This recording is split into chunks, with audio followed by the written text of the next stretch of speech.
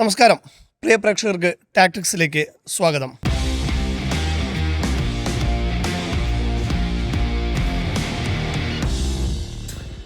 ഒടുവിൽ ന്യൂസിലൻഡ് ഈ T20 പരമ്പരയിൽ ഒരു വിജയം നേടിയിരിക്കുകയാണ്.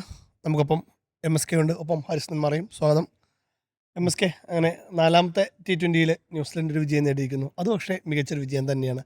50 റൺസിൻ്റെ ആധികാരികമായ വിജയം. ബാറ്റിങ്ങിലായാലും ബൗളിങ്ങിലായാലും വളരെ ഒരു ഓൾറൗണ്ട് പ്രകടനത്തോടെ തന്നെയാണ് ഇന്ത്യയെ കീഴടക്കിയത്. എങ്ങനെയുണ്ടായിരുന്നു? തീർച്ചയായിട്ടും ന്യൂസിലാൻഡ് വിജയം എന്ന് പറയുമ്പോൾ വളരെ ആധികാരികമായിട്ടുള്ള വിജയമാണ്. തുടക്കത്തിൽ തന്നെ ന്യൂസിലാൻഡ് വിക്കറ്റ് ലഭിച്ചു. നമ്മുടെ അഭിഷേക് ശർമ്മ ഫസ്റ്റ് പന്തിൽ തന്നെ ഔട്ടായി, ഡെക്കിന് പുറത്താവുന്നു. സൂര്യകുമാറും ഔട്ടാവുന്നു. പിന്നെയുള്ളത് സഞ്ജു ഒരു പ്രതീക്ഷ തുടക്കത്തിൽ നൽകി. പക്ഷേ സഞ്ജു ഈ മത്സരത്തിലും അദ്ദേഹം ഒരു പരാജയമായിട്ട് തന്നെയാണ് വന്നത്. തീർച്ചയായിട്ടും അത് ഇന്ത്യക്ക്, കാരണം സഞ്ജുവിന് ഇന്ന് പെർഫെക്റ്റ് സ്റ്റേജ് ആയിരുന്നു. ഇന്ന് തിളങ്ങാനുള്ള എല്ലാ സാധ്യത ഉണ്ടായിരുന്നു. ഒരു സെഞ്ചുറി അടിച്ച് ജയിപ്പിക്കാനുള്ള എല്ലാ സിറ്റുവേഷനും ഉണ്ടായിരുന്നു. പക്ഷേ അവിടെ പ്രധാനമായിട്ടും ടെക്നിക്ക് തന്നെയാണ് വലിയൊരു പ്രശ്നമായിട്ട് കാണുന്നത്. അതായത് സഞ്ജു ഹാഫ് ബോളി പോലും ബാക്ക് ഫുട്ടിലേക്ക് ഇറങ്ങി നിന്നിട്ടാണ് കളിക്കുന്നത്. അദ്ദേഹത്തിൻ്റെ ഇപ്പം നമുക്കറിയാം, സ്വതവേ ഇന്ത്യൻ ബാറ്റേഴ്സ് എന്ന് പറയുമ്പോൾ അവർ ഫ്രണ്ട് ഫുട്ട് ഫ്ലിക്ക് ഷോട്ടുകൾ വളരെ മനോഹരമായിട്ട് കളിക്കുന്ന ആൾക്കാരാണ് ഇപ്പോൾ എല്ലാവരും. നമുക്കറിയാം, മുമ്പത്തെ ഇപ്പോൾ അസറുദ്ദീൻ്റെ ഫ്ലിക്ക് ഷോട്ടുകളെ കുറിച്ച് പറയാറുണ്ട്, VVS ലക്ഷ്മണൻ്റെ ഫ്ലിക്ക് ഷോട്ടുകൾ, വിരാട് കോഹ്ലിയുടെ ഫ്ലിക്ക് ഷോട്ടുകൾ. അത് കഴിഞ്ഞ് ഇപ്പോഴത്തെ അഭിഷേക് ശർമ്മ പോലും ഫ്ലിക്ക് ഷോട്ടുകൾ നന്നായിട്ട് ഫ്രണ്ട് ഫുട്ടിൽ ചെയ്യുന്ന ആളാണ്. പക്ഷേ സഞ്ജു വളരെ റെയറായിട്ടാണ് ഈ ഫ്ലിക്ക് ഷോട്ടുകൾ കളിക്കുന്നത്. അപ്പം അദ്ദേഹം എല്ലാം ബാക്ക് ഫുട്ടിലേക്ക് ഇറങ്ങി നിന്ന് കളിക്കുന്ന ആ ഒരു സിറ്റുവേഷനാണ് നമ്മൾ കാണുന്നത്. അപ്പോൾ അത് സഞ്ജു അത്രത്തോളം സമ്മർദ്ദത്തിലാണ് എന്നുള്ളതാണ് ഏറ്റവും പ്രധാനപ്പെട്ട കാര്യം. ശരിക്കും ആ ടെക്നിക്ക്, അദ്ദേഹത്തിൻ്റെ ഈ ബാറ്റിംഗ് ടെക്നിക്ക് ഈ കോച്ചുമാർക്ക് എന്താണ് പണിയെടുക്കുന്നത് എന്നുള്ളതാണ് പ്രധാനപ്പെട്ട ചോദ്യം. ചില ടെക്നിക്കൽ പിഴവുകൾ ഉണ്ടെങ്കിൽ അത് മാറ്റാനാണ് കോച്ചുമാർ. പക്ഷേ സഞ്ജുവിൻ്റെ ഈ ടെക്നിക്കൽ പിഴവുകൾ പലപ്പോഴും ആവർത്തിക്കുന്നത് നമ്മൾ കാണുന്നുണ്ട്. ഇതേ ടെക്നിക്ക് കൊണ്ടായിരിക്കും അദ്ദേഹം സെഞ്ചുറികളും മറ്റുമൊക്കെ അടിച്ചിട്ടുള്ളത്. പക്ഷേ എങ്കിൽ കൂടിയും ചില ടെക്നിക് പിഴവുകൾ ഉണ്ടാകുമ്പോൾ അത് ചൂണ്ടിക്കാണിക്കേണ്ടത് കോച്ചുമാരാണ്. അപ്പോൾ അങ്ങനെ ഒരു മിസ്റ്റേക്ക് അവിടെ വന്നിട്ടുണ്ടോ എന്ന് ഞാൻ സംശയിക്കുന്നുണ്ട്.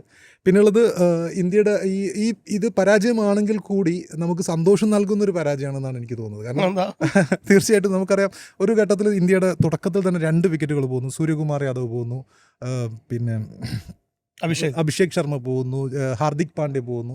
അപ്പോഴും ശിവൻ ദൂബെ എന്നുള്ളൊരു ബാറ്റ്സ്മാൻ അവിടെ വന്നിട്ട് അദ്ദേഹം ഒരു ഘട്ടത്തിൽ ഇന്ത്യയെ ജയിപ്പിക്കും. 36 ബോളിന് 70 എന്നുള്ള ഇക്വേഷനിലേക്ക് എത്തിക്കുന്നു. അപ്പം കൃത്യമായിട്ടും ജയിക്കാൻ പറ്റുമെന്നുള്ള ഒരു സിറ്റുവേഷനിലേക്ക് എത്തിക്കുന്നുണ്ട്. ആ സമയത്ത് ഹർഷിത് റാണ പ്ലസ് ഈ ശിവൻ ദൂബെ കൂട്ടുകെട്ട്, ഹർഷിത് റാണ വളരെ കുറഞ്ഞ റൺസേ എടുത്തിട്ടുള്ളെങ്കിലും അവരുടെ പാർട്ണർഷിപ്പ് അദ്ദേഹം ഒരു ഓവറിൽ 29 റൺസൊക്കെ അടിച്ച് ജയിക്കുമെന്നുള്ള ഒരു പ്രതീതി, 5 വിക്കറ്റുകൾ പോയിട്ടും ഇന്ത്യ നിലനിർത്തുന്നു എന്നുള്ളതാണ് ഏറ്റവും പ്രധാനം. ഇദ്ദേഹത്തിൻ്റെ ഔട്ടാൽ തന്നെയാണ് ഏറ്റവും നിർണായകമായത്. അതായത് ഒരുപക്ഷെ ശിവൻ ദൂബെ ക്രീസിലുണ്ടായിരുന്നെങ്കിൽ ഒരു അൺഎക്സ്പെക്റ്റഡ് ആയിട്ടുള്ള റണ്ണൗട്ടായിരുന്നു. അദ്ദേഹം ക്രീസിലുണ്ടായിരുന്നെങ്കിൽ ജയിക്കുമെന്ന് തന്നെ തോന്നിപ്പിച്ച ഒരു മത്സരമായിരുന്നു. അപ്പം ഇന്ത്യയെ സംബന്ധിച്ചിടത്തോളം വിക്കറ്റുകൾ പോയാലും അവിടെ ഒരാൾ ഉണ്ട് എന്നുള്ളത് നമ്മൾ കഴിഞ്ഞ ടാക്ടിക്സിലൊക്കെ പറഞ്ഞിട്ടുണ്ട്. ഇന്ത്യയുടെ ഈ ഡെപ്തിനെ കുറിച്ച് പറഞ്ഞിട്ടുണ്ട്. ഇപ്പോൾ നമ്മുടെ ബിഗ് ബി സിനിമയിലൊക്കെ ഫസ്റ്റ് ഈ മേരി ടീച്ചറെ കാണാൻ വേണ്ടിയിട്ട്, മേരി ടീച്ചറുടെ മൃതദേഹം കാണാൻ വേണ്ടിയിട്ട് ഓരോരുത്തരായിട്ട് വരുന്നുണ്ട്. അപ്പം തുടക്കത്തിൽ പശുപതി ചോദിക്കുന്നുണ്ട്, ഓരോരുത്തർ ഇതുവരെ ആരാണെന്ന് ചോദിക്കുന്നുണ്ട്. അപ്പോൾ തുടക്കത്തിൽ മനോജ് കെ ജയനെ കാണിക്കുന്നു. അപ്പം വിജയരാഘവൻ പറയുകയാണ് ഇത് എഡ്ഡി ജോൺ കുരിശിങ്കൽ, അദ്ദേഹം കുഴപ്പമില്ല, ഒരു അപകടകാരിയാണെന്ന് പറയുന്നു. അത് കഴിഞ്ഞിട്ട് ഈ അനിയനെ കാണിക്കുന്നു, സിമ്രാൻ്റെ ബ്രദറായിട്ടുള്ള അനിയനെ കാണിക്കുന്നു, ഇത് ലിജോ ജോൺ കുരിശിങ്കൽ എന്ന് പറയുന്നു. അത് കഴിഞ്ഞിട്ട് വേറൊരു ചെക്കനുണ്ട്, ഈ സ്റ്റൺ മാസ്റ്റർ ആണെന്ന് പറയുന്നു. പിന്നെ അത് കഴിഞ്ഞിട്ട് മമ്മൂട്ടിയൊക്കെ വരുന്ന സമയത്ത് ഇത് ബിലാൽ ജോൺ കുഴപ്പക്കാരനാണോ എന്ന് ചോദിച്ചാൽ എന്നൊക്കെ പറഞ്ഞിട്ടൊരു പോസ്റ്റൊക്കെ ഇട്ടിട്ട്, അതായത് നമ്മൾ ഒരാൾ കഴിയുമ്പോൾ മറ്റൊരാൾ വരുന്നു എന്നുള്ളതാണ് ഏറ്റവും പ്രധാനപ്പെട്ട കാര്യം. ഇപ്പം ഒരാൾ ഔട്ടായി കഴിഞ്ഞാൽ അതിലും ഹിറ്റേഴ്സ് ആയിട്ടുള്ള ഓരോരുത്തർ വരുന്നു. ഹാർദിക് പാണ്ഡ്യ ഔട്ടായപ്പം ശിവൻ ദൂബെ വരുന്നു. സിക്സറുകൾ കൊണ്ട് മാത്രം ഡീൽ ചെയ്യുന്ന ശിവൻ ദൂബെ വരുന്നു. ഒരു ഘട്ടത്തിൽ ഇന്ത്യ ജയിക്കാൻ പറ്റുന്നൊരു സിറ്റുവേഷൻ ആയിരുന്നു. അത്രയും വിക്കറ്റ് പോയിട്ടും ഇന്ത്യ ജയപ്രതീക്ഷ കൃത്യമായിട്ട് കൊണ്ടുപോയൊരു മത്സരമാണ്. ഈ തോൽവിയിലും ഇന്ത്യക്ക് പോസിറ്റീവുകൾ ഇഷ്ടംപോലെ ഉണ്ട്. പക്ഷേ സഞ്ജു സാംസന്റെ ഫോം അതൊരു വലിയൊരു കൺസേൺ തന്നെയാണ്. അദ്ദേഹത്തിന് ടെക്നിക്കൽ പ്രശ്നങ്ങൾ തീർച്ചയായും അദ്ദേഹം പരിഹരിക്കേണ്ടത് അത്യാവശ്യമാണ്. ഇനി ചിലപ്പോൾ ഈ ടെക്നിക്കൽ കൊണ്ട് ഇപ്പം നമുക്കറിയാം, ഈ 90കളുടെ അവസാനം നമ്മുടെ സടഗോപൻ രമേഷ് എന്ന് പറഞ്ഞൊരു കളിക്കാരനുണ്ടായിരുന്നു ഇന്ത്യക്ക് വേണ്ടിയിട്ട്. ഇടയ്ക്ക് 99 ലോകകപ്പിലൊക്കെ ഓപ്പണറായിട്ട് ഇറങ്ങിയൊരു ബാറ്റ്സ്മാനാണ്. അപ്പം അദ്ദേഹത്തിൻ്റെ തുടക്കകാലത്തിൽ അദ്ദേഹത്തിന് ടെക്നിക്കലി പ്രശ്നങ്ങളുണ്ടായിരുന്നു. പക്ഷേ അദ്ദേഹം സ്കോറുകൾ അതിവേഗം എടുത്തുകൊണ്ടിരിക്കുന്ന ഒരു സമയമുണ്ടായിരുന്നു. പക്ഷേ ടെക്നിക്കുകൾ മാറ്റാൻ വേണ്ടിയിട്ട് ഇപ്പോൾ ഒരുപാട് കോച്ചുമാരും മുൻ കളിക്കാരൊക്കെ ഈ ടെക്നിക്കല്ല വേണ്ടതെന്ന് പറയുമ്പോൾ അദ്ദേഹം ആ ടെക്നിക്ക് മാറ്റാൻ ശ്രമിച്ച് പരാജയപ്പെട്ട ഒരു ചരിത്രം സടഗോപൻ രമേഷിൻ്റെ കാര്യത്തിലുണ്ട്. പിന്നെ അദ്ദേഹത്തിന് കാര്യമായിട്ട് സ്കോറുകൾ കിട്ടുന്നില്ല, അദ്ദേഹം ടീമിൽ നിന്ന് പുറത്താവുന്ന ഒരു സിറ്റുവേഷൻ ഉണ്ടായിരുന്നു. സഞ്ജുവിൻ്റെ കേസിൽ സഞ്ജു ടെക്നിക്കൽ മാറി, ഇപ്പം ടെക്നിക്കൽ വിരാട് കോഹ്ലിയുടെ ടെസ്റ്റ് സ്റ്റാൻസും അതുപോലെ വൺ ഡേ സ്റ്റാൻസും ലിമിറ്റഡ് ഓവർ സ്റ്റാൻസും തമ്മിൽ ഒരുപാട് വ്യത്യാസമുണ്ട്. സച്ചിൻ അദ്ദേഹത്തിന് പിന്നെ ഈ ടെന്നീസ് എൽബോ വരുന്നതിന് മുമ്പുള്ള അദ്ദേഹത്തിൻ്റെ നിൽപ്പും അതിനുശേഷമുള്ള നിൽപ്പും തമ്മിൽ ഒരുപാട് വ്യത്യാസമുണ്ട്. അപ്പം സഞ്ജു കൃത്യമായിട്ട് ചെയ്യേണ്ടത് ഈ ഒരു മോശം കാലഘട്ടത്തിൽ അദ്ദേഹത്തിന് എങ്ങനെ അദ്ദേഹത്തിൻ്റെ ശൈലിയിൽ കളിക്കാൻ പറ്റും എന്ന രീതിയിൽ ടെക്നിക്കലി കുറച്ച് പ്രശ്നങ്ങളുണ്ട്, അത് മാറ്റേണ്ടത് അത്യാവശ്യമാണ്. അപ്പോൾ ഇന്ന് ഒരു മാറ്റവുമായിട്ടാണ് നമ്മൾ വന്നത്. ഇഷാൻ കിഷന് പകരം അർഷ്ദീപിനെയാണ് കൊണ്ടുവന്നത്, ഒരു ബൗളറെ. അപ്പോൾ അത് വലിയൊരു പ്രത്യേകിച്ച് ഒരു ഗുണവും ഇന്ത്യൻ ഇന്നിങ്സ്, അതായത് ഒരു ബോളിംഗ് അധികം വന്നതോടുകൂടി ഒരിക്കലും ഇത് ചെയ്യാൻ പറ്റില്ല. കാരണം ഈ സീരീസിൽ ഇന്ത്യക്കെതിരെ ഏറ്റവും നല്ല സ്കോറാണ് ന്യൂസിലൻഡ് ഉണ്ടാക്കിയത്. മറിച്ച് ബാറ്റിങ്ങിലേക്ക് നോക്കുമ്പോൾ ഇതുവരെ നന്നായിട്ട് കളിച്ചുകൊണ്ടിരുന്ന ബാറ്റിംഗ് ആകെ കൊളാപ്സ് ആവുന്ന ഒരു കാഴ്ചയും കണ്ടു. അപ്പോൾ ചേഞ്ചസ് കൊണ്ടൊന്നും പ്രത്യേകിച്ച് ഇന്ത്യൻ ഇന്നിങ്സിലൊരു മാറ്റം ഉണ്ടായിട്ടില്ല. ഈ വിജയത്തിലും ഈ ന്യൂസിലൻഡിൻ്റെ പ്രകടനത്തിലും ഇതൊന്നും ഉണ്ടായില്ല. അല്ല, സ്വാഭാവികമായിട്ടും ഇങ്ങനെ 3 മത്സരങ്ങൾ ജയിച്ച് പരമ്പര നേടി നിൽക്കുന്നൊരു സമയത്ത് സ്വാഭാവികമായിട്ടും പരീക്ഷണങ്ങൾക്ക് നമ്മൾ മുതിരും എന്നത് തീർച്ചയാണല്ലോ. നമ്മൾ 5 സ്പെഷ്യലിസ്റ്റ് ബോളർമാരെയും കൊണ്ടാണ് വന്നത്. ഹർഷിത് റാണിയും ഹർഷദീപ് സിംഗും ജസ്പ്രീത് ബുംറയും പിന്നെ കുൽദീപ് യാദവും രവി ബിഷ്ണോയും ഓൾറൗണ്ടറായി എന്നാണ് കഴിഞ്ഞ പ്രാവശ്യം നമ്മൾ പറഞ്ഞത്. ഇതിൽ ഹർഷിത് റാണിയും രവി ബിഷ്ണോയും കൂടെ ചേർന്ന് മാത്രം 100 റൺസ് വിട്ടുകൊടുക്കുന്നുണ്ട് ഈ കളിയിൽ. ഹർഷിത് റാണ 54 റൺസ് വിട്ടുകൊടുക്കുന്നുണ്ട്. രവി ബിഷ്ണോയി കഴിഞ്ഞ മത്സരത്തിൽ പിന്നെ ഫോമായിട്ട് മനുഷ്യനാണ്, പക്ഷേ ഇന്ന് അദ്ദേഹം നന്നായി പിന്നെ റൺസ് വിട്ട് കൊടുക്കുന്നത് കണ്ടു. എറിഞ്ഞ ബോളർമാരൊക്കെ 30 റൺസിന് മേലെ വിട്ടുകൊടുത്തിട്ടുണ്ട്.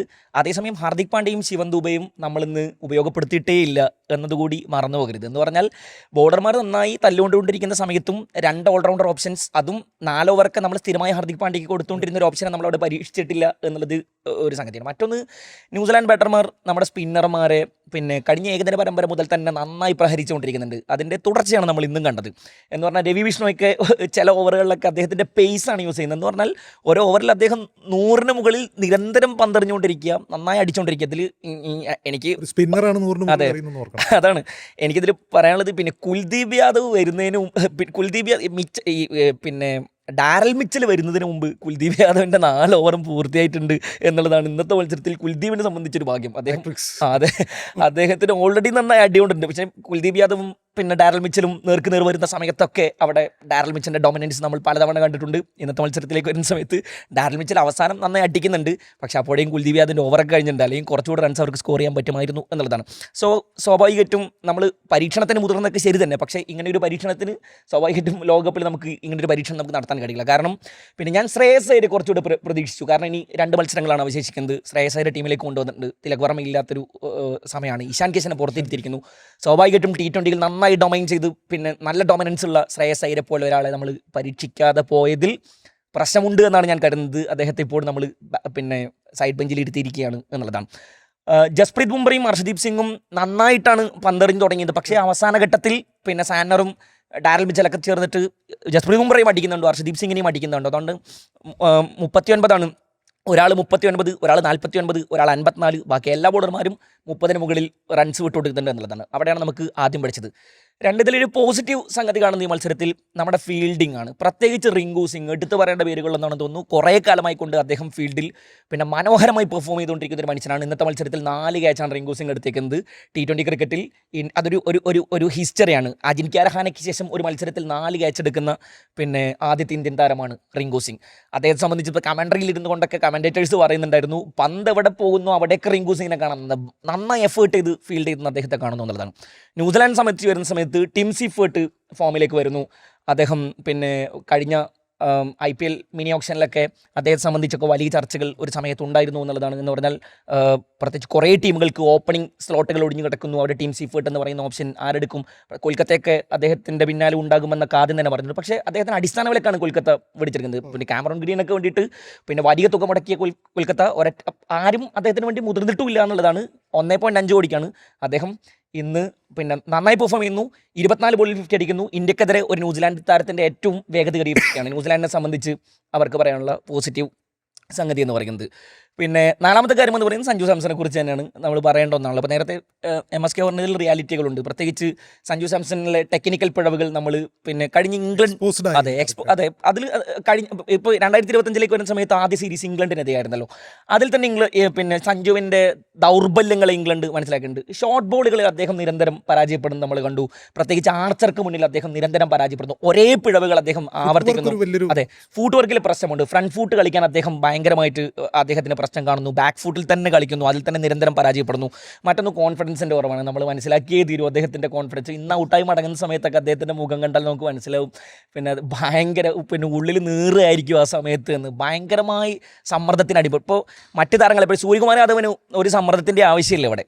അഭിഷേക് ശർമ്മ ഈ പിന്നെ സീരീസിൽ 2 തവണ ഗോൾഡൻ ഡക്ക് ആയിട്ടുണ്ട്. പക്ഷെ അദ്ദേഹത്തിന് T20 പിന്നെ ലോകകപ്പിലെ സ്ലോട്ടിനെ കുറിച്ച് ആശങ്കിക്കേണ്ട ആവശ്യമില്ല. ഇനിയും മറ്റു താരങ്ങൾക്കൊന്നും ആശങ്കിക്കേണ്ടാത്തടത്ത്, ഔട്ടായാലും ആശങ്കിക്കേണ്ട എന്നിടത്ത് സഞ്ജു സാംസണ് സ്ലോട്ടിന് സ്വാഭാവികമായിട്ടും ആശങ്കിച്ചേ മതിയാകൂ. തിലക് വർമ്മ തിരിച്ചു വരുന്ന സമയത്ത് പിന്നെ ഇഷാൻ കിഷൻ ഓപ്പണിംഗ് സ്ലോട്ടിലേക്ക് മാറുന്നു, തിലക് വർമ്മ വരുന്നു. സഞ്ജു സാംസൺ ഔട്ടാവാനുള്ള സാധ്യതകളാണ്. ഇപ്പോൾ തിരുവനന്തപുരത്ത് അദ്ദേഹത്തെ ഇറക്കുമോ, തിരുവനന്തപുരം കൂടിയായിരിക്കും അദ്ദേഹത്തിൻ്റെ ഏറ്റവും അവസാനത്തെ മാച്ച് എന്ന് മൊത്തത്തിൽ വിലയിരുത്തലേക്ക് വന്നുകൊണ്ടിരിക്കുന്നു. നമുക്ക് വേണമെങ്കിൽ വാദിക്കാം, നിരന്തരം പരാജയപ്പെട്ടുകൊണ്ടിരിക്കുന്ന മനുഷ്യർക്ക് നമ്മൾ ബാക്കപ്പ് കൊടുത്തുകൊണ്ടേ ഇരിക്കാറില്ലേ? ശുഭ്മാൻ ഗിൽ നിരന്തരം പരാജയപ്പെട്ട സമയത്ത് നിങ്ങൾ ബാക്ക് ചെയ്തുകൊണ്ടേ ഇരുന്നില്ലേ? സൂര്യകുമാർ യാദവ് നിരന്തരം പരാജയപ്പെട്ടുകൊണ്ടിരുന്നിടത്ത് നിങ്ങൾ ബാക്ക് ചെയ്തുകൊണ്ടേ ഇരുന്നില്ലേ എന്നൊക്കെ നമ്മൾ പറയാമെങ്കിലും ലോകകപ്പ് മുന്നിൽ നിൽക്കുന്ന സമയത്ത് പ്രത്യേകിച്ച് സഞ്ജു സാംസനെ പോലെ ഒരാളെ ഇനി ബാക്ക് ചെയ്യാൻ ഇന്ത്യ പിന്നെ തയ്യാറാകുമോ എന്നത് വലിയൊരു ചോദ്യചിഹ്നം തന്നെയാണ്. ഇഷാൻ കിഷൻ നന്നായി പെർഫോം ചെയ്തുകൊണ്ടിരിക്കുന്ന ഒരു സമയത്ത് ഇഷാൻ കിഷനെ എന്ന് പുറത്തിരുത്തി എന്ന് പറഞ്ഞാൽ തന്നെ അദ്ദേഹത്തിന് സ്ലോട്ട് ഉറപ്പ് എന്നാണ് ഞാനതിന് അങ്ങനെയാണ് മനസ്സിലാക്കുന്നത്. അതെ, ഇഷാൻ കിഷനെ ഇത്രയും നന്നായി പെർഫോം ചെയ്ത ഇഷാൻ കിഷനെ പുറത്തിരുത്തി എന്ന് പറഞ്ഞാൽ റിയാലിറ്റിയാണ്. എന്നാലും അദ്ദേഹം ഇനി പരാജയപ്പെട്ടാൽ പോലും സ്ലോട്ട് ഉറപ്പാണ് എന്നുള്ളതാണ്. എങ്കിലും പിന്നെ വേൾഡ് കപ്പിൽ ആദ്യത്തെ മത്സരങ്ങൾ USA-ക്കും നമീബിയയ്ക്കും എതിരെയാണ് ആദ്യത്തെ 2 മത്സരങ്ങൾ എന്ന് തോന്നുന്നു. അതെ, തിലക് വർമ്മ വന്ന ഉടൻ അദ്ദേഹത്തെ ടീമിൽ പിന്നെ ഡയറക്റ്റ് ടീമിലേക്ക് എൻട്രി കൊടുക്കുമോ എന്നുള്ളൊരു ഒരു ചോദ്യം കിടപ്പുണ്ട്. ഇനി അല്ലെങ്കിൽ USA-യും ആദ്യ മത്സരങ്ങൾ ദുർബലർക്കെതിരെയാണല്ലോ. അപ്പോൾ സ്വാഭാവികമായിട്ടും തിലക് വർമ്മ ട്രാക്കിലാകാൻ ആ മത്സരങ്ങൾ തന്നെ മതിയാകും. സ്വാഭാവികമായിട്ടും സഞ്ജു സാംസന്റെ സ്ലോട്ട് ചോദ്യചിഹ്നമായി കിടക്കും. പിന്നെ ഇവിടെ നമുക്ക് പ്രത്യേകിച്ചൊന്നും പറയാനുള്ള സഞ്ജുവിനെ കുറിച്ച്. തിരുവനന്തപുരം ചിലപ്പോൾ അദ്ദേഹത്തിൻ്റെ അവസാന അങ്ങനെ പറയാൻ പറ്റില്ല. അല്ല, പക്ഷേ നമ്മൾ എല്ലാം ഫിഗറും ഫാക്റ്റും വെച്ചിട്ട് തന്നെയാണ് നമ്മൾ സംസാരിക്കാറുള്ളത്. ഇപ്പോൾ നിരന്തരം ഗില്ലിന് അവസരം കൊടുത്തുകൊണ്ടിരുന്നപ്പോൾ നമ്മളെപ്പോഴും പറയാറുള്ളത് ഗില്ലിൻ്റെയും സഞ്ജുവിൻ്റെയും എല്ലാം കണക്കെടുത്തുകൊണ്ടാണ്. പന്തിന് ആദ്യം കുറച്ച് മുന്നേ പന്തിന് വലിയ രീതിയിലുള്ള സ്വീകാര്യത കൊടുത്ത സമയത്ത് പന്തിൻ്റെ സ്റ്റാറ്റും ഇതൊക്കെ വെച്ചിട്ടാണ് നമ്മൾ കണക്ക് പറയാറുള്ളത്. ഇപ്പോൾ ആ കണക്കിനെ വെച്ച് നോക്കുകയാണെങ്കിൽ കഴിഞ്ഞ 15 ഇന്നിങ്സുകൾ ഇന്ത്യൻ ടോപ്പ് ഓർഡർ ബാറ്റർമാരുടെ ഇന്നിങ്സുകൾ എടുത്ത് നോക്കുമ്പോൾ അതിൽ ഏറ്റവും മോശം സ്റ്റാറ്റ് ഉള്ളത് ഇപ്പോൾ സഞ്ജുവിനാണ്. കഴിഞ്ഞ 15 T20 ഇന്നിങ്സിൽ 293 റൺസാണ് സഞ്ജുവിൻ്റെ സമ്പാദ്യം. അതിനേക്കാൾ റൺസ് ഗില്ലിനുണ്ട്, അതിനേക്കാൾ ആവറേജ് ഗില്ലിനുണ്ട്, അതിനേക്കാൾ സ്ട്രൈക്ക് റേറ്റ് ഗില്ലിനുണ്ട്. അതിൻ്റെ സഞ്ജുവിനേക്കാൾ ഏകദേശം 200 റൺസിന് മുകളിലെടുത്തിട്ടുണ്ട് യശസ്വി ജയ്സ്വാൾ. അപ്പോൾ സ്റ്റാറ്റ് മൊത്തം നോക്കുമ്പോൾ ആ രീതിയിലുള്ള പരിഗണന കൂടി വരുന്ന സാഹചര്യമാകുമ്പോൾ സഞ്ജുവിന് അത് ഇത്തിരി റിസ്ക് ഫാക്ടർ തന്നെയാണ്. മാത്രമല്ല കഴിഞ്ഞ 15 മത്സരങ്ങളിൽ ഒരു 50 മാത്രമാണ് സഞ്ജു നേടിയത് എന്നുള്ളത് ആലോചിക്കുമ്പോഴാണ് വലിയ വിഷമം. അതിനേക്കാൾ ഉപരി നേരത്തെ നിങ്ങൾ 2 പേര് സൂചിപ്പിച്ച പോലെ തന്നെ സഞ്ജു പുറത്താകുന്ന രീതികളാണ് അതിനേക്കാൾ നമുക്ക് വിഷമമുള്ളതും ഒരു ഭയമുള്ള സാധനവും. കാരണം ഈ അഭിഷേക് കഴിഞ്ഞ 2 മത്സരത്തിലും ഇപ്പോൾ ഇന്നാണെങ്കിലും 0-0 അത് ഗോൾഡൻ ഡക്കായി മടങ്ങുന്നു. പക്ഷേ അദ്ദേഹം മടങ്ങുമ്പോൾ പോലും അദ്ദേഹത്തിന് ഒരു കുഴപ്പമില്ല, കൂളായിട്ട് പോകുന്നു. അഭിഷേകിന് കൂളായിട്ട് പോകും. നേരത്തെ ആര് സൂചിപ്പിച്ച പോലെ തന്നെ വേൾഡ് കപ്പിൽ ഇതാണ് ഉറപ്പാണ്. എന്നാൽ പോലും പക്ഷേ ഒരു ആറ്റിറ്റ്യൂഡിൻ്റെ ഒരു ഗുണം കൂടി അതിനകത്തുണ്ട്. അദ്ദേഹം അത് അമിത നിരാശ ഒന്നും കാണിക്കില്ല. കുഴപ്പമില്ല, അടുത്ത മാച്ച് കണ്ടത്തില്ലേ, ഞാൻ അതിൽ കളിക്കുമെന്നുള്ളൊരു ആറ്റിറ്റ്യൂഡിലാണ് അദ്ദേഹം നടന്നു പോകുന്നത്. പക്ഷേ സഞ്ജുവിൻ്റെ അതല്ല. ഇപ്പോൾ വിക്കറ്റുകൾ നോക്കുമ്പോൾ കഴിഞ്ഞ 2 മത്സരത്തിൽ അദ്ദേഹം ബൗൾഡാണ്. ആ 2 ബൗൾഡും വരുന്നത് ബാക്ക് ഫുട്ടിൽ കളിച്ചിട്ടാണ് അദ്ദേഹത്തിന് വിക്കറ്റ് നഷ്ടമാകുന്നത്. ഒരു തരത്തിൽ പോലും ബോളർ പിക്ക് ചെയ്യാനുള്ള ശ്രമം അദ്ദേഹം നടത്തുന്നില്ല. ഒപ്പം തന്നെ ഈ ഒരു സീരീസിൽ തന്നെ ആകെപ്പോൾ 4 മത്സരത്തിൽ നമുക്കറിയാം അതിന് തൊട്ട് മുമ്പ് 16 റൺസായിരുന്നു ആകെ സമ്പാദ്യം. ഇന്ന് ഒരു പ്രതീക്ഷ നൽകുന്ന തുടക്കം കിട്ടിയിട്ട് പോലും പക്ഷേ 3 ബൗണ്ടറി ഒരു 6 അടിച്ചു എന്ന് പറഞ്ഞിട്ട് കാര്യമില്ല. അത് ഒരുപാട് ഒരു ലക്ക് ഫാക്ടറികൾ വരെ വന്നിരുന്നു. ഒരു ക്യാച്ച് സാനർക്ക് ഏകദേശം പിടിച്ചു എന്ന് തോന്നിയ ഘട്ടത്തിലാണ് അത് ബൗണ്ടറി വരുന്നത്, ഫസ്റ്റ് ബൗണ്ടറി വരുന്നത്. പിന്നെ ഒരു 6 അടിച്ചെങ്കിൽ പോലും ഒരു കംപ്ലീറ്റ് ട്രാക്കിലേക്ക് സഞ്ജുവിൻ്റെ ഒരു ട്രാക്കിലേക്കുള്ളൊരു പെർഫോമൻസ് സ്കോർ ബോർഡിൽ 20+ സ്കോർ ഉണ്ടെങ്കിൽ പോലും സഞ്ജുവിൻ്റെ ഒരു യഥാർത്ഥ ട്രാക്കിലേക്ക് അത് വന്നിട്ടുണ്ടായിരുന്നില്ല എന്നുള്ളതാണ്. മാത്രമല്ല അതും തീരെ കോൺഫിഡൻസ് ഇല്ലാതെ തന്നെയാണ് കളിച്ചത്. അത് തീർച്ചയായിട്ടും ഒരു ഭാവിയിൽ സഞ്ജുവിന് അത് വലിയ രീതിയിലുള്ള തിരിച്ചടിയാകും. നേരത്തെ നിങ്ങൾ 2 പേരും സൂചിപ്പിച്ച പോലെ തന്നെ തൻ്റെ പിഴവ് എന്താണെന്ന് കൃത്യമായിട്ട് തിരിച്ചറിഞ്ഞ് നമുക്ക് ബാറ്റിംഗ് പരിശീലകൻ നമുക്ക് ബാറ്റിംഗ് നോക്കാൻ മാത്രം ഒരാളുണ്ടല്ലോ, അദ്ദേഹമൊക്കെ എന്ത് ജോലിയാണ് എടുക്കുന്നത് എന്നുള്ളത് കൂടി നോക്കണം. അപ്പോൾ കഴിഞ്ഞ ദിവസം സഞ്ജു ആണ് ഏറ്റവും കൂടുതൽ നിർബന്ധിത ഇതുണ്ടായിരുന്നില്ല എന്നല്ല, കാരണം പ്രയർ ടു മാച്ച് ഡേ ആയതുകൊണ്ട് നിർബന്ധിത സെഷൻ ആയിരുന്നില്ല. പക്ഷേ സഞ്ജു അരമണിക്കൂർ ബാറ്റിംഗ് പ്രാക്ടീസ് മാത്രം നടത്തി. അഭിഷേക് ഉൾപ്പെടെയുള്ള ആൾക്കാർ സഞ്ജുവിനെ ബൗൾ ചെയ്തിട്ടുണ്ടായിരുന്നു. തുടക്കത്തിൽ വളരെ ഡിഫൻസീവ് കളിച്ച് പിന്നെ ഫുള്ള് ക്രോസ് ബാറ്റിംഗ് ആയിരുന്നു നടത്തിയതെന്നുള്ളതാണ് നമുക്ക് അവിടുന്ന് കിട്ടിയ റിപ്പോർട്ടുകൾ. അപ്പോഴും ഇതൊക്കെയാണ് സഞ്ജുവിൻ്റെ മിസ്റ്റേക്കുകൾ വരുന്നത്, ഈ രീതിയിലൊക്കെയാണ് കളിക്കേണ്ടത് എന്നുള്ള രീതിയിൽ പറഞ്ഞ് സ്വാഭാവികമായിട്ടും കമ്മ്യൂണിക്കേഷൻ നടന്നിട്ടുണ്ടാവും. പക്ഷേ സഞ്ജു തീരെ കോൺഫിഡൻസ് ഇല്ലാത്ത രീതിയിലാണ് കളിച്ചതെന്നുള്ളതാണ്. തീർച്ചയായിട്ടും ഈ കോൺഫിഡൻസ് ഇല്ലായ്മ എന്നുള്ളത് അത് സഞ്ജുവിൽ മാത്രമായിട്ട് അങ്ങ് കൊടുക്കുന്നതിലേക്ക് എനിക്ക് തോന്നുന്നില്ല. സഞ്ജുവിന് കോൺഫിഡൻസ് നൽകേണ്ടത് തീർച്ചയായിട്ടും കോച്ചും ടീം മെമ്പേഴ്സും ഒക്കെ തന്നെയാണ്. അത് തുറന്നു പറയുന്നുണ്ട്. ഇപ്പോൾ മോണി മോർക്കൽ കഴിഞ്ഞ ദിവസം പറഞ്ഞു സഞ്ജുവിൻ്റെ ക്ലാസ്സാണ്, അദ്ദേഹം എത്ര തന്നെ ഇതായാലും നമ്മൾ പിന്തുണയ്ക്കും. ഒരൊറ്റ നല്ല ഇന്നിങ്സ് മതി. പറയുന്നതിനപ്പുറം നമുക്കത് കറക്റ്റായിട്ട് കിട്ടുന്നുണ്ടോ എന്നുള്ളതും പ്രധാനപ്പെട്ട ഒരു വിഷയമാണ്. ആത്യന്തികമായത് വീണ്ടെടുക്കേണ്ടത് കളിക്കാരൻ തന്നെയാണ്. കളിക്കാരൻ തന്നെയാണ്. ഞാൻ പലപ്പോഴും സഞ്ജു ഔട്ടായതിനു ശേഷം നമുക്കറിയാം, ഒരു കളിക്കാരൻ ഔട്ടായി കഴിഞ്ഞാൽ പിന്നെ അദ്ദേഹത്തിൻ്റെ വിഷമങ്ങളും മറ്റുമൊക്കെ നമ്മൾ കണ്ടിട്ടുണ്ട്. പലപ്പോഴും അവർ കുറച്ച് കഴിഞ്ഞ് കഴിഞ്ഞാൽ പിന്നെയും ഈ ടീം മെമ്പേഴ്സിൻ്റെ അടുത്ത് ഈ അവരുടെ ഡഗ് ഔട്ടിലേക്ക് വന്നിരിക്കുന്നത് കണ്ടിട്ടുണ്ട്. പക്ഷേ സഞ്ജു ഔട്ടായി കഴിഞ്ഞാൽ പിന്നെ നമ്മൾ സഞ്ജുവിനോട് കാണാറില്ല. കഴിഞ്ഞ മത്സരങ്ങളൊന്നും അദ്ദേഹം ഡ്രസ്സിംഗ് റൂമിൻ്റെ ഏതൊക്കെ മൂലകളിൽ ഇങ്ങനെ നിൽക്കുകയാണ്. അപ്പം പിന്നെ അദ്ദേഹത്തിനെ അവിടെ ഒന്നും കാണുന്നില്ല എന്നുള്ളതും തീർച്ചയായിട്ടും ഈ ടീം മെമ്പേഴ്സിൻ്റെ ഈ സപ്പോർട്ട്, സഞ്ജു പലപ്പോഴും ഒരു മൂകനായിട്ടാണ് ഈ ടീമിലുള്ളതെന്ന് എനിക്ക് തോന്നുന്നു. അവസരം കിട്ടാത്ത സമയത്ത് പോലും സഞ്ജു ഭയങ്കര പ്ലസന്റ് ഫേസിൽ സഞ്ജു അവസരം കിട്ടിയതിനു ശേഷം അദ്ദേഹം പരാജയം സ്വാഭാവിക. സഞ്ജുവിൻ്റെ അത് മേ ബി സഞ്ജു എന്താണ് അങ്ങനെയെന്നുള്ളത് എനിക്ക് ഒരാളുടെ ഒരു സ്വഭാവമോ അല്ലെങ്കിൽ ക്യാരക്ടർ ചിലപ്പോൾ അങ്ങനെ ആയിരിക്കാം. പക്ഷേ അത് പിന്നെ ഒരു ടീം എഫേർട്ട് എന്ന് പറയുമ്പം എല്ലാവരും ഒന്നിച്ച് നിൽക്കുക എന്നുള്ളതാണ്.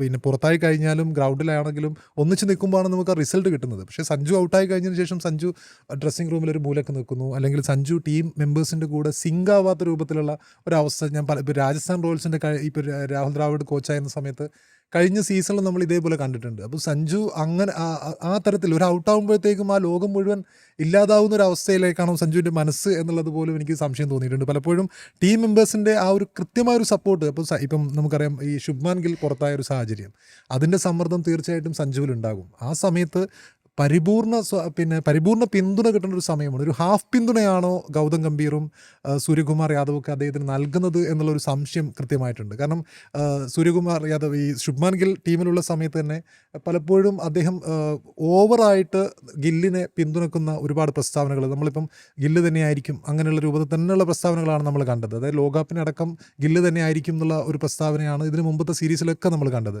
അപ്രതീക്ഷിതമായിട്ടാണ് സൗത്ത് ആഫ്രിക്കയ്ക്കെതിരെയുള്ള സീരീസിന് ശേഷം ശുഭ്മാൻ ഗിൽ ഫോം ഔട്ട് ആയതിനു ശേഷം സഞ്ജു വരുന്നത്. അപ്പോൾ സ്വാഭാവികമായിട്ടും ആ ഒരു ഇച്ഛാഭംഗം ശുഭ്മാൻ ഗിൽ സൂര്യകുമാർ യാദവിനും ഗൗതം ഗംഭീറിനും ഉണ്ടോ എന്നുള്ളതും പ്രധാനപ്പെട്ട ഒരു ചോദ്യ വിഷയമാണ്. കാരണം ശുഭ്മാൻ ഗില്ലാണ് ഇന്ത്യയുടെ white ball cricket captain, ODI captain, അങ്ങനെയുള്ള ഒരാളെയാണ്, അങ്ങനെ ഒരു ബിഗ് താരത്തെയാണ് പിന്നെ നമ്മൾ ഒഴിവാക്കിയത്. അതിനുശേഷം സഞ്ജു വരുന്നു. സഞ്ജു ചിത്രത്തിലെ ഇല്ലാത്തൊരാളാണ്. അതായത് ഓപ്പണിംഗ് സ്ലോട്ട് ഒരിക്കലും ഈ ലോകകപ്പിൽ ഉണ്ടാകുമോ എന്ന് സംശയത്തിലുള്ള ഒരാളാണ്.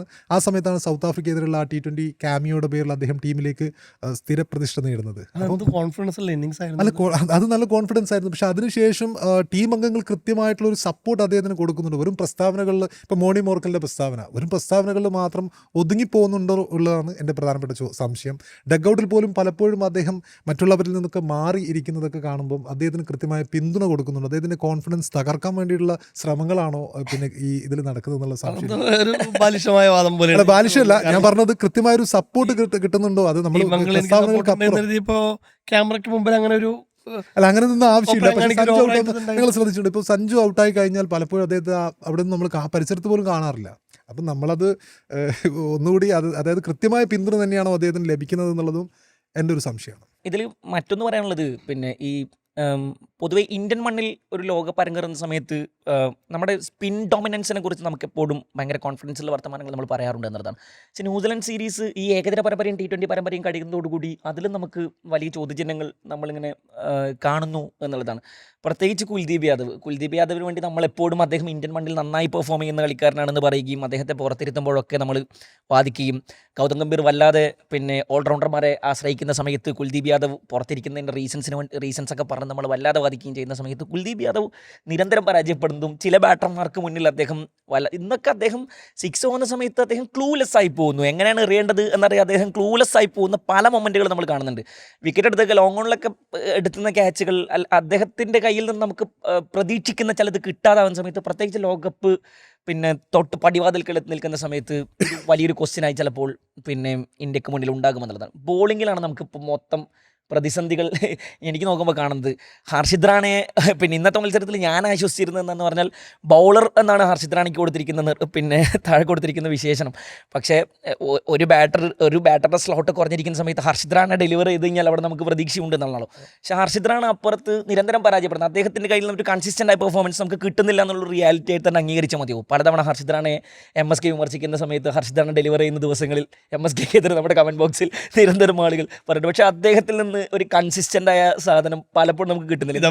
വിജയം ഇന്നത്തെ ആദ്യത്തെ 2 ഓവറുകളൊക്കെ കഴിയുന്ന സമയത്ത് അദ്ദേഹം 10-27 റൺസിന് മുകളിൽ വിട്ടുകൊടുത്തു. അവസാനം ആകുമ്പോഴേക്കും 50 മുകളിൽ അദ്ദേഹം പിന്നെ റൺസ് വിട്ടുകൊടുക്കുന്നു. ഈ ന്യൂസിലാൻഡ് സീരീസിൽ തന്നെ പലതവണ അദ്ദേഹം 10 മുകളിൽ അദ്ദേഹത്തിൻ്റെ എക്കോണമി പോകുന്നത് നമ്മൾ കണ്ടിട്ടുണ്ട് എന്നുള്ളതാണ്. ജസ്പ്രീത് ബുംറ അല്ലാതെ ആര് നമുക്ക് കണ്ണുമടച്ച് വിശ്വസിക്കാൻ കഴിയുന്ന ആര്? ഈ ജസ്പ്രീത് ബുംറ ആണെങ്കിൽ അദ്ദേഹത്തിൻ്റെ ഫിസിക്കൽ പ്രശ്നങ്ങൾ കൊണ്ട്, അദ്ദേഹത്തിൻ്റെ ശാരീരിക പ്രശ്നങ്ങൾ കൊണ്ട് നമുക്ക് പല കുറിയായിക്കൊണ്ട് അദ്ദേഹത്തിന് വിശ്രമം കൊടുക്കേണ്ടി വരുന്നൊരു ബോളർ. അപ്പോൾ സ്വാഭാവികമായിട്ടും ബോളിങ്ങിൽ ക്വസ്റ്റ്യൻസ് ബാക്കി കിടപ്പുണ്ട്. അത് ഇന്ത്യൻ മണ്ണിലാണ് നമ്മളിപ്പോൾ കളിക്കാൻ പോകുന്നത് എങ്കിൽ പോലും നമ്മുടെ സ്പിന്നർമാരടക്കം വലിയ ക്വസ്റ്റ്യൻ മാർക്കായി നിൽക്കുന്നു എന്നുള്ളത് നമ്മൾ ഭയങ്കരമായിട്ട് ഇടകീറി പരിശോധിക്കേണ്ട ഒന്ന് തന്നെയാണെന്ന് തോന്നുന്നു. ശരിയാണ്. കാരണം ഈ സീരീസിൽ ഈ 4ാമത്തെ മത്സരത്തിൽ മാത്രമാണ് ന്യൂസിലൻഡിൻ്റെ ബാറ്റർമാർ അത്രയും ഫോമിലേക്ക് വരുന്ന മത്സരം കൂടി. ഇൻഫോമുള്ള ഒരുപാട് നല്ല ടീമുകൾ, അതായത് ഇന്ത്യൻ സ്പിന്നർമാരെ ഇന്ത്യൻ കണ്ടീഷനെ നന്നായിട്ട് അറിയാവുന്ന റീസെൻ്റ്ലി വന്ന് കളിച്ചു പോയ സൗത്ത് ആഫ്രിക്ക ഉൾപ്പെടെയുള്ള ഓസ്ട്രേലിയ ഉൾപ്പെടെയുള്ള ടീമുകൾ ഇവിടെ വന്ന് കളിച്ച് ഇതാവാനുള്ള ഈ സീരീസ് കൊണ്ടുപോകാനുള്ളതാണ്. അതിൽ ഇന്ത്യക്ക് പാകിസ്ഥാനെതിരായ മത്സരം മാത്രമാണ് പുറത്ത് ശ്രീലങ്കയിൽ പോയി കളിക്കേണ്ട സാഹചര്യമുള്ളൂ. ബാക്കിയുള്ളതെല്ലാം ഇവിടെ കളിക്കുമ്പോൾ ഈ ബൗളിംഗ് ഒരു വലിയ രീതിയിലുള്ള ത്രെട്ട് തന്നെയാണ്. പ്രത്യേകിച്ച് ബുംറ മാത്രമാണ് അല്പമെങ്കിലും എതിരാളികളെ പേടിപ്പിക്കുന്ന ഒരു ബൗളറുള്ളൂ. ആ ബുംറയ്ക്ക് തന്നെ ഈ മത്സരത്തിൽ ഉൾപ്പെടെ നിരന്തരം ഇപ്പോൾ കിട്ടുന്ന ഒരു സാഹചര്യം കൂടിയുണ്ട്. അപ്പോൾ വലിയ രീതിയിലുള്ള തിരിച്ചടി തന്നെയാവും. തീർച്ചയായിട്ടും ബുംറയ്ക്ക് അടി കിട്ടുമ്പോൾ നമ്മൾ ക്ലൂലെസ് ആവുന്നു എന്നുള്ളതാണ് പ്രധാനപ്പെട്ട കാര്യം. കാരണം പ്രധാനപ്പെട്ട ബോളറെയാണ് അടിക്കുന്നത്, പ്രീമിയം ബോളറാണ്. അപ്പോൾ അത് പിന്നെ മാത്രമല്ല ഈ കുൽദീപിൻ്റെ അവസ്ഥ, അദ്ദേഹത്തിന് അടി കിട്ടുമ്പോൾ അദ്ദേഹം ഒരു ക്ലൂലെസ് ആയിട്ട് നിൽക്കുക നമ്മൾ പലപ്പോഴും കണ്ടിട്ടുണ്ട്. IPL ഒരു മത്സരത്തിൽ അദ്ദേഹം കരയുന്നതടക്കം നമ്മൾ കണ്ടിട്ടുണ്ട്. ഒരു എതിർ ബാറ്റ്സ്മാൻ അദ്ദേഹത്തിനെതിരെ സിക്സറുകൾ അടിച്ച് കൂട്ടിയപ്പോൾ അദ്ദേഹം കരയുകയാണ്. അപ്പോൾ അത്രയും പിന്നെ പക്ഷേ ഫോമിലെത്തുമ്പോൾ ഏറ്റവും മികച്ച രീതിയിൽ പന്തെറിയുന്നു. പക്ഷേ അടി കിട്ടുമ്പോൾ ക്ലൂലെസ് ആയിട്ട് നിൽക്കുന്ന ഒരു അവസ്ഥ എന്ന് പറയുമ്പോൾ തീർച്ചയായും കുൽദീപിൻ്റെ കാര്യത്തിൽ ഒരു കൺസേൺ അത്യാവശ്യമാണ്. പിന്നെയുള്ളത് ഇന്നത്തെ മത്സരത്തിൽ നേരത്തെ ആരിസ് പറഞ്ഞതുപോലെ നമ്മളിത് അതായത് നമ്മുടെ അടുത്തുള്ള ഓപ്ഷൻസ് ഇത്രയാണ്, 5 ബോളേഴ്സിനെ ഉപയോഗിച്ചു, അതിനപ്പുറം നമ്മൾ യൂസ് ചെയ്യുന്നില്ല. അങ്ങനെ ഒരു മെന്റാലിറ്റി ഈ ഗ്രൗണ്ടിലേക്ക് ഇറങ്ങുമ്പോൾ തന്നെ ക്യാപ്റ്റൻ സൂര്യകുമാറിന്റെ മനസ്സിലുണ്ടോ എന്ന് സംശയം തോന്നുന്ന ഒരു ഘട്ടമായിരുന്നു. പക്ഷേ അതേസമയം നമ്മൾ 3ാമത്തെ നിർണായക മത്സരത്തിൽ അഭിഷേക് ശർമ്മയെ വരെ ഉപയോഗിച്ച സമയത്ത് ഈ മത്സരത്തിൽ ആ ഒരു ഇപ്പൊ നമ്മൾ പാർട്ട് ടൈമേഴ്സിന് അല്ലെങ്കിൽ ഹാർദിക് പാണ്ഡ്യ 4 ഓവർ സ്ഥിരമായിട്ട് ചെയ്യുന്നതാണ്, പാർട്ട് ടൈമേഴ്സിന് നമ്മൾ യൂസ് ചെയ്യില്ല എന്ന രീതിയിൽ അങ്ങനെ ഒരു നിർദ്ദേശം അദ്ദേഹത്തിന് കിട്ടിയിട്ടുണ്ടോ എന്ന് സംശയം തോന്നുന്ന ഒരു മത്സരമാണ്. കാരണം ഈ മത്സരത്തിൽ കൃത്യമായിട്ട് ഉപയോഗിക്കാമായിരുന്നു. അങ്ങനെയുള്ള സിറ്റുവേഷൻ ഹർഷിത് റാണക്ക് അടികിടുന്ന സമയത്ത് ഉപയോഗിക്കാനുള്ള സിറ്റുവേഷൻ ഉണ്ടായിരുന്നു. അങ്ങനെ ഒരു പരീക്ഷണമല്ല, അങ്ങനെ അത് ചെയ്യേണ്ട ഒരു കാര്യമാണ്. അത് നമ്മൾ ചെയ്യാത്തൊരു മത്സരമായിരുന്നു. ശിവൻ ദൂബക്ക് ഇന്ന് എന്തായാലും, കാരണം അദ്ദേഹത്തിന് വിക്കറ്റ് ടേക്കിംഗ് ആണ്. നമ്മൾ കഴിഞ്ഞ മത്സരങ്ങളിലൊക്കെ അദ്ദേഹം എറിയുന്ന ഓവറിൽ ഒരു വിക്കറ്റ് സ്ഥിരമായിട്ട് കിട്ടുന്നുണ്ട്. അദ്ദേഹത്തിന് ഇന്ന് ബോൾ കൊടുക്കാമായിരുന്നു. കാരണം ബാറ്റിങ്ങിൽ മാത്രമല്ല ശിവൻ ദൂബയെ സംബന്ധിച്ചിടത്തോളം ഇതൊരു പ്രതികാരം കൂടിയാണ്. കാരണം ഇതേ ശിവൻ ദൂബയുടെ ഒരു ഓവറിൽ ന്യൂസിലാൻഡിലൊരു ബാറ്റ്സ്മാൻ 30 റൺസ് മുമ്പ് ഒരു ഓവറിൽ അടിച്ചിട്ടുണ്ട്. ഇന്ന് അദ്ദേഹം 29 റൺസ് അടിച്ചുകൊണ്ട് ഒരു ബാക്ക് ടു അതേ സോദിക്കെതിരെ അടിച്ചുകൊണ്ട് ഒരു പകരം വീട്ടിയ മത്സരമായിരുന്നു. അപ്പം ദൂബെ നമുക്ക് വിശ്വസിക്കാൻ കഴിയുന്നൊരു ഹിറ്ററാണെന്ന് കൃത്യമായിട്ട് തെളിയിച്ചു. പലപ്പോഴും അദ്ദേഹത്തിന് ബാറ്റിങ്ങിൽ അവസരം ലഭിക്കാറില്ല. ഇന്ന് ഹാർദിക് പാണ്ഡ്യയും റിങ്കു സിംഗ് ഒക്കെ ഔട്ടായ സമയത്ത് കൃത്യമായിട്ട് അവസരം ലഭിച്ചു, അത് അദ്ദേഹം കൃത്യമായിട്ട് വിനിയോഗിച്ചു. ഇന്ത്യയെ സംബന്ധിച്ചിടത്തോളം ഈ ഒരു പരാജയം ഇന്ത്യ ശരിക്കും ഈ മത്സരത്തിലും പരീക്ഷണങ്ങൾ തന്നെയാണ് നടത്തിയത്. അപ്പം ഈ പരീക്ഷണം അവർക്ക് പരാജയപ്പെട്ടെങ്കിലും പോസിറ്റീവുകൾ ഇതൊക്കെ തന്നെയാണ്. എങ്കിലും അടുത്ത മത്സരത്തിൽ തിരിച്ചു വരും തന്നെയാണ് എൻ്റെ പ്രതീക്ഷ. പക്ഷേ സഞ്ജു ഉണ്ടാവുമോ എന്നുള്ളത് ഒരു ചോദ്യം തന്നെയാണ്. ഉറപ്പായിട്ടും. അപ്പോൾ ബൗളിംഗാണ് നമ്മുടെ ആശങ്ക. പക്ഷേ നമുക്ക് ഏറ്റവും വലിയ പ്രതീക്ഷ നൽകുന്നത് നമ്മുടെ ബാറ്റിംഗ് ഡെപ്ത് തന്നെയാണ്. അപ്പോൾ ഈ രണ്ട് സീരീസിൽ 2 ഗോൾഡൻ്റെ ഒക്കെ അഭിഷേക് നോക്കണ്ട. അഭിഷേക് അതിശക്തമായിട്ട് തന്നെ തിരിച്ചു. അഭിഷേകിന് ഗോൾഡൻ ഡക്ക് ആവാം. അതെ അഭിഷേകിനാവാം, അതിനുള്ളത് ഉണ്ടാക്കി വെച്ചിട്ടുണ്ട്. അദ്ദേഹം ഒരു ബെഞ്ച് മാർക്ക് ഓൾറെഡി സെറ്റ് ചെയ്ത് വെച്ചിട്ടുണ്ട്. അത്രയും ധൈര്യമാണ് അഭിഷേക് ഉണ്ടാകുമ്പോൾ. അപ്പോൾ അത്തരത്തിൽ ബാറ്റിംഗ് ഇത് ഇപ്പോൾ പ്രത്യേകിച്ച് ഇപ്പം എന്ന് പറഞ്ഞ ശിവൻ ദുബെ തന്നെ ഇന്ന് റെക്കോർഡുകൾ പലതൊന്നും പറഞ്ഞിട്ടുണ്ട്. അതായത് 15 ബോളിലാണ് അദ്ദേഹം 50 നേടുന്നത്. ഇന്ത്യൻ ഹിസ്റ്ററിയിലെ 3rd ഫാസ്റ്റസ്റ്റ് 50. അത് ഈസി കഴിഞ്ഞ അതിൽ series- കഴിഞ്ഞ 2 വർഷത്തെ അതായത് 12 ബോളിൽ അർദ്ധ സെഞ്ചുറി അടിച്ച യുവരാജിന്റെ ഇന്നിങ്സ് റെക്കോർഡ് ഇന്നിങ്സ് ബ്രോഡിനെതിരെ റെക്കോർഡ് 6കളൊക്കെ വന്നേ. അത് കഴിഞ്ഞ് അഭിഷേകിന്റെ 14 ബോളിൽ ദുബൈയുടെ 15 ബോളിൽ അതിൽ 3 2 പിറന്നത് ഈ സീരീസിലാണെന്നുള്ളതാണ് അതിലേറ്റവും വലിയ കൗതുകം. അപ്പോൾ നമ്മൾ ഫിയർലെസ് ക്രിക്കറ്റ് കളിക്കുന്നു. ലോകകപ്പിലേക്ക് ബാറ്റർമാർ സെറ്റാണ്. ബാറ്റർമാർ ഒരു തരത്തിൽ ഇല്ല. നമ്മൾ ഈ സഞ്ജുവിന്റെ ഒരു ആശങ്ക മാത്രമാണ് നമുക്ക് അല്പമെങ്കിലും ഒരു ആശങ്കയായിട്ടുള്ളത്. സഞ്ജു ഫോമിലേക്ക് സ്വന്തം നാട്ടിൽ തിരിച്ചു വരുമെന്ന് തന്നെ നമുക്ക് കരുതാം. തിരിച്ചു വരും. ഒപ്പം തന്നെ നമ്മൾ പ്രാക്ടീസ് തുടങ്ങുന്നതിന് മുമ്പ് ഈ സീരീസിന്റെ ഒരു ഇതൊക്കെ പറഞ്ഞിരുന്നായിരുന്നു. അപ്പോൾ അതിനകത്ത് ഞാൻ പറഞ്ഞത് 4-1 ആയിരുന്നു. അത് ഏകദേശം നടക്കുന്ന രീതിയിലാണ് പോകുന്നത് കേട്ടോ. നിങ്ങൾ ഏതായിരുന്നു പറഞ്ഞു? ഞാൻ ഒന്നും പറഞ്ഞിട്ടില്ല. ഞാൻ 3-2 ആയിരുന്നു പറഞ്ഞത്. ഒന്നുകൂടി ഉണ്ട്. ട്രിവാൻഡ്രത്ത് തോൽക്കുന്ന പറയുന്നപ്പോൾ. അപ്പം എന്തായാലും ശനിയാഴ്ചയാണ് 31-നാണ് തിരുവനന്തപുരത്തെ മത്സരം. നാളെ ടീമുകൾ തിരുവനന്തപുരത്ത് എത്തും. 2 ടീമുകളും പ്രത്യേക ചാർട്ടേഡ് വിമാനത്തിൽ. പിന്നീട് കാര്യവട്ടം ഗ്രീൻഫീൽഡ് സ്റ്റേഡിയത്തിലൊരു വെടിക്കെട്ട് മത്സരം തന്നെ നമുക്ക് പ്രതീക്ഷിക്കാം. ഈ ലോകകപ്പിന് മുമ്പ് ഇന്ത്യ ഒരു വലിയ കോൺഫിഡൻസ് നേടിയെടുക്കട്ടെ ആ ഒരു വിജയത്തിലൂടെ. ഒപ്പം തന്നെ നമ്മുടെ സ്വന്തം സഞ്ജു സാംസൺ തിരുവനന്തപുരത്തെ സ്വന്തം കാണികൾക്ക് മുന്നിൽ മികച്ചൊരു പ്രകടനത്തോടു കൂടി തന്നെ ഒരു ഗ്രേറ്റ് കംബാക്ക് നടത്തട്ടെ എന്ന് നമുക്ക് ആശംസിക്കാം. ജയേഷ് പൂക്കോട്ടൂരും തിരുവനന്തപുരത്ത് കളി കാണാൻ വേണ്ടി പോകുന്നുണ്ട്. മാച്ച് റിപ്പോർട്ട് ചെയ്യാൻ വേണ്ടി പോകുന്നുണ്ട്. കുറച്ച് ടിപ്സ് കൊടുക്കണം. ബാക്ക് ഫുഡിന്റെ കാര്യമൊക്കെ ഒന്ന് പറഞ്ഞ് മനസ്സിലാക്കണം. പ്രാക്ടീസ് അവസാനിക്കുകയാണ്. പ്രിയ പ്രേക്ഷകർക്ക് നമസ്കാരം.